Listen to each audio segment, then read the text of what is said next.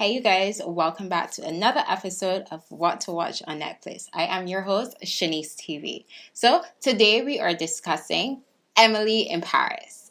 Emily in Paris on Netflix. Before we go any further, don't forget to go ahead and hit that subscribe button so that you're notified every single time a video goes up on this channel and whenever a new episode of What to Watch on Netflix comes out on ChaniceTv. Thank you so much, and go ahead and hit that thumbs up button and share this with a friend who may enjoy. So yeah, let's get straight on into the video. So Emily in Paris. If you guys haven't seen it already, I did a review on Emily in Paris for season 1, and now we're on season 2. I was super excited when Emily in Paris was renewed for a second season and when it began. So I clicked it immediately, and here we are today. I'm trying so hard not to put any spoilers in it for you guys, but if you didn't watch Emily in Paris, maybe you should go watch that first and then come back and let's chat. The major theme of Emily in Paris, or the major theme that stuck out to me with Emily in Paris this season, was definitely loyalty and cheating. So Emily in Paris season 1 left off with her and Gabriel. Got him very chummy, if you know what I mean. But the only dilemma there was Gabriel and Camille were in a relationship, and Emily and Camille are friends. However, supposedly, when Emily and Gabriel hooked up, Camille and Gabriel were no longer a thing. I'm listening to myself, and I'm pretty sure anybody watching is just like, this is so much drama. I'm here for it though. I'm so here for all the drama that is Emily in Paris. I want you guys to comment below and let me know.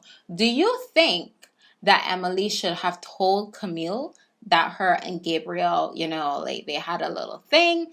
Or was she right in not telling her and she would just find out when she finds out? Comment below and let me know what you think. Personally, if they were not a couple while Emily and Gabriel hooked up, I'm just like, you know what? It is kind of fair game, but being the fact that they're friends, for me, boyfriends and ex-boyfriends, it's just off limits. That's my take on that. They're just completely off limits, regardless if we're in a relationship or not. You don't want your friends messing with your ex, man. You just don't want that. Y'all, before we continue with Emily and Camille's drama, let me just say, the award this season should go to Sylvie. Sylvie was a major badass this season. In business, in relationships, I feel like this season, we saw a completely different side of Sylvie, and I was shook, if I do say so myself.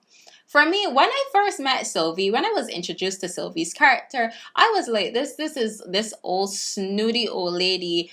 She's just so miserable, and that's the vibe that I got from Sylvie. But I feel like this season we were able to see Sylvie in a different light. She let her hair down. We met Sylvie's husband. We met Sylvie's boy toy. And I was just like, come on, girl. I feel like that was so important in this show, because when women get a certain age, what is that line? Diamonds are a girl's best friend. And as women grow old, men grow cold. I don't know if that is the exact line of the song, but it's something that alludes to that. As women get older, we're kind of shunned because we're not seen as, as attractive as we were when we were younger. And I feel like it was so good to see an older lady in that sexy light, even though I was cringing when Sylvie was kissing and whatever. I was cringing, but I was just I'm here for it. I love that they are putting that image out there. Women can still be sexual beings and can still be very much desirable regardless of their age, and I was just so here for it. Comment below and let me know if you love seeing Sylvie in that light, if you were here for putting that out there, that women can be desirable regardless of their age. Let's talk about how you feel about Sylvie's boy toys. Sylvie met this photographer, and I was just like, Sylvie needs to stop mixing business and pleasure.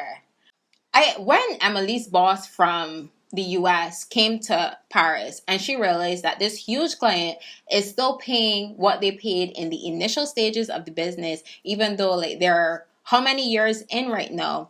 I was just like, something is fishy here. And they were still paying that rate because Sylvie and this man had an affair. I was like, Sylvie, don't mix the business with the pleasure. Keep it separate. Look at how you're losing out on a bag. And then when I saw her do it with the photographer, I was just like, oh my gosh, she needs to get it together. But Sylvie is definitely one who is here for the power. I definitely think that Sylvie loves to be in power. And that's why she did things like that. But comment below and let me know what you thought about Sylvie. So this time around, Emily met a new boo. And from the time I saw him, I was just like, this is going to be very interesting. So Emily met him in class and didn't really mesh well at first. And I feel like typically those are like how the best relationship starts. I don't know about you, but for me, it definitely always happens like that. Like a little bit of friction at the beginning, like adds a little razzle dazzle. I love it. I love it. But Emily's new boo, Alfie, he is so sweet. He's very, very into Emily. And he's, what is he, English? British? The accent is the cutest thing. I absolutely adore them together. But I'm just like, who do we ship more? Do we ship Emily and Alfie more? Or do we ship Emily and Gabriel more? Comment below and let me know who you ship more. So before the season ends, Emily and Camille have the biggest falling out. And y'all know I always say to break up with a boyfriend is one thing, but to break up with a friend, like that is just like the ultimate level of discomfort for me. Like it's just like so weird. Like when they stopped speaking, like I was watching it like I felt like I was fighting with a best friend. Like comment below, let me know how you guys feel when you are on the outside. You're a friend. Comment and let me know how you felt when you watched this specific part of the series, how you felt about Emily and Camille's breakup, so to speak. Now, Emily and Camille also made a pact that neither of them would go after Gabriel.